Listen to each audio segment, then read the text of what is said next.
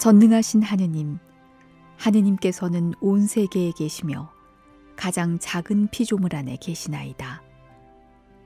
존재하는 모든 것을 온유로 감싸 안으시는 하느님, 저희에게 사랑의 힘을 부어주시어 저희가 생명과 아름다움을 돌보게 하소서.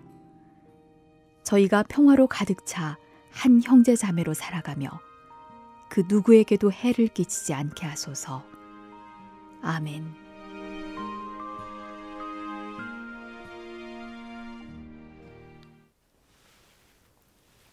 참 예수님, 찬미 바두소서와 함께하는 생태 영성, 오늘은 드디어 제 3장을 시작해 보겠습니다. 3장의 제목은 인간이 초래한 생태 위기의 근원들입니다.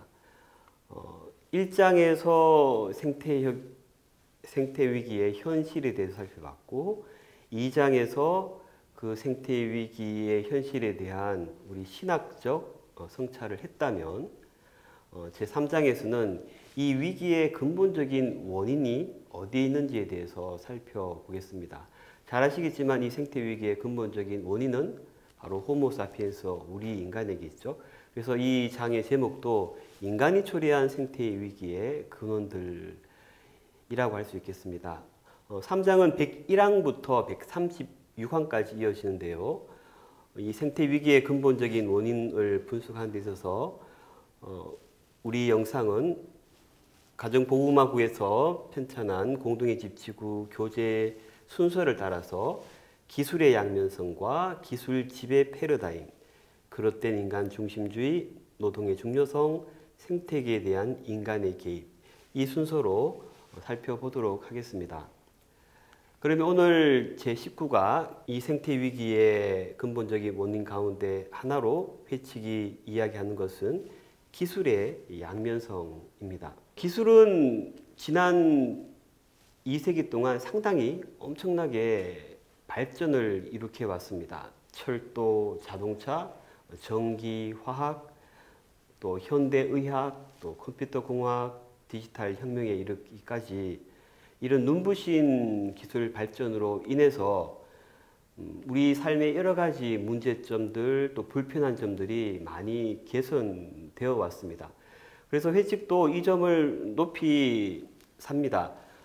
회칙 102항에서 이야기하듯이 과학과 기술은 하느님께서 주신 인간 창의력의 놀라운 산물이라고, 그렇게 과학과 기술 발전의 긍정적인 부분을 먼저 이야기합니다.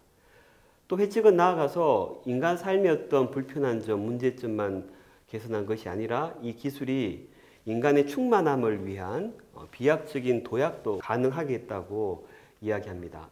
과학은 아름다움을 창출해내어서 물질 세계에 존재하는 인간이 아름다움의 세계로 도약하게 할 수도 있다고 이야기합니다.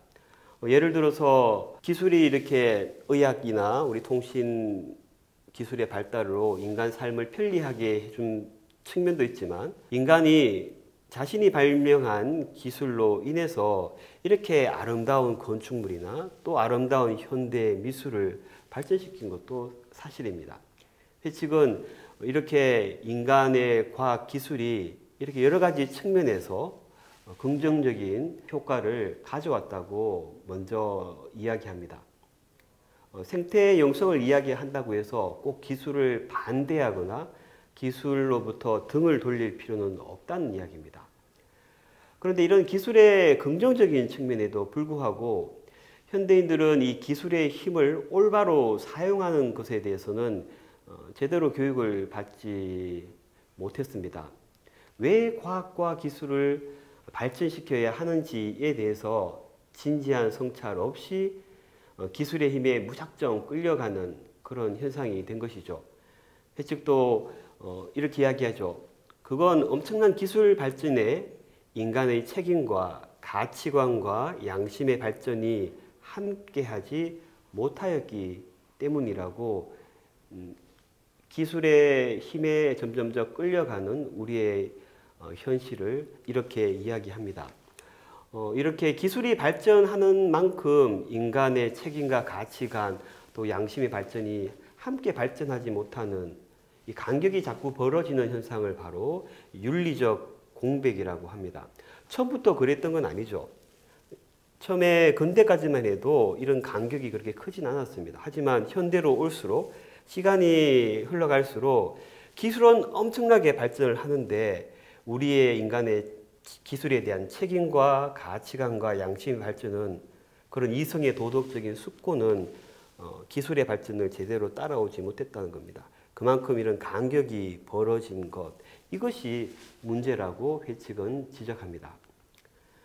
그러다 보니까 결국 기술은 인간을 위한 수단인데 오히려 목적이 되어버리는 그런 상태에 이르게 되었습니다. 또 이러한 분위기 속에서 놀랄만한 기술적 발전은 자꾸 인간이 자연을 지배하도록 또 무한히 발전할 수 있다는 진보의 신화를 맹신하며 이런 분위기가 전 세계로 확산되기에 이르릅니다. 정리하면 그렇죠. 기술의 힘에 인간은 점점 더 종속되어 가고 또 기술이 모든 문제를 해결할 거라는 그런 성장의 꿈을 꾸도록 합니다.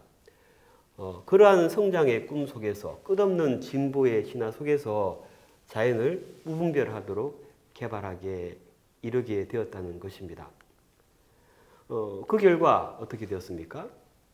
창세기 1장 하느님 보시기에 참 좋았던 그 창조 세계는 이제 인간이 쓰기에 참 좋은 것이 되어버렸습니다.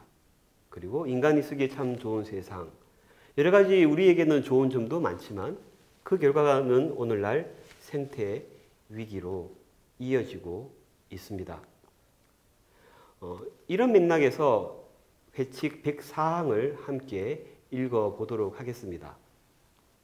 우리는 핵에너지, 생명공학, 컴퓨터공학, 그리고 우리 자신의 유전정보에 대한 지식과 더불어 우리가 이룩한 많은 다른 능력들이 우리에게 엄청난 힘을 가져다 준 것도 인정해야 합니다. 엄밀히 말해서 이러한 능력들은 온갖 기술 지식, 특히 그것을 활용할 수 있는 경제적 재원을 확보한 이들이 인류 전체와 온 세상을 강력하게 지배할 수 있게 해왔습니다. 일찍이 인류가 이 정도의 힘을 지닌 적이 없었습니다. 기술이 얼마나 엄청난 힘을 우리에게 주었는지 인류 역사를 되돌아볼 때 인간은 이렇게 막강한 힘을 가졌던 적은 없습니다. 그것을 가능하게 한 것은 바로 이 기술 발전 때문입니다. 그런데 안타깝게도 이 기술의 힘을 인간이 올바로 사용하고 있는가? 그렇지 못할 위험이 자꾸만 증가하고 있다고 회칙은 이야기합니다. 기술의 힘이 늘어갈수록 자연스레 진보가 이루어지고 안전, 복지, 또 가치 충만의 증가가 이루어진다고 믿는 경향이 있다고 회칙은 지적합니다. 회칙의 말을 그대로 빌려 말하자면 인간은 아무런 통제 수단도 없이 커져만 가는 자기의 힘 앞에 무방비로 노출되어 있다는 것입니다. 이제 기술의 힘이 너무 많이 커져서 통제 수단도 제대로 없지 않습니까? 거기에 우리는 무방비로 놓인 상태가 되었다는 겁니다. 그래서 회칙은 이렇게 강조합니다. 그렇기 때문에 이제 한계를 정하고 자제력을 가르쳐 줄 수 있는 건전한 윤리와 문화와 영성이 필요한 시대가 되었다. 그렇게 가능하게 하는 것, 그런 역할을 하게 하는 것을 저는 종교의 자리라고 생각합니다. 우리가 지금 공부하고 있는 이 생태 영성도 지금 우리 시대에 필요한 기술에 대한 한계, 자제력을 성찰하고 또 생각하게 해주는 기회라고 저는 봅니다. 오늘 기술의 양면성에 대해서 이야기해 왔는데요. 과학기술은 두 얼굴을 갖고 있습니다. 기술 자체가 나쁜 것은 아니죠. 기술은 지구 공동체의 안녕을 위해서 사용될 수도 있고 또 우리의 미래를 더 안녕하게 할 수도 있고 하지만 그 반대로 가도록 사용될 수 있습니다. 그 기술이 어느 쪽으로 가느냐 하는 것은 결국 그 기술을 사용하는 인간에게 달린 문제입니다. 우리의 미래가 이렇게 찡그린 미래가 되지 않고 또 모두가 웃을 수 있는 또 아름다운 미래, 그런 지속 가능한 미래를 가능하도록 하는 것, 그 미래를 위해서 또 기술의 발전이 공헌할 수 있도록 하는 것, 그것은 결국 우리 인간의 선택에 달렸다. 그렇게 오늘 이야기를 정리해 볼 수 있겠습니다. 이런 맥락에서 오늘 이런 질문을 여러분과 함께 생각해 보고 싶습니다.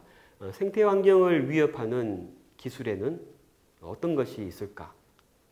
이 질문에 한번 생각해 보면서 이 기술의 양면성에 대해서 다시 한번 성찰해 보는 시간이 되었으면 좋겠습니다. 그러면 오늘 이야기 여기에서 마치도록 하겠습니다. 감사합니다.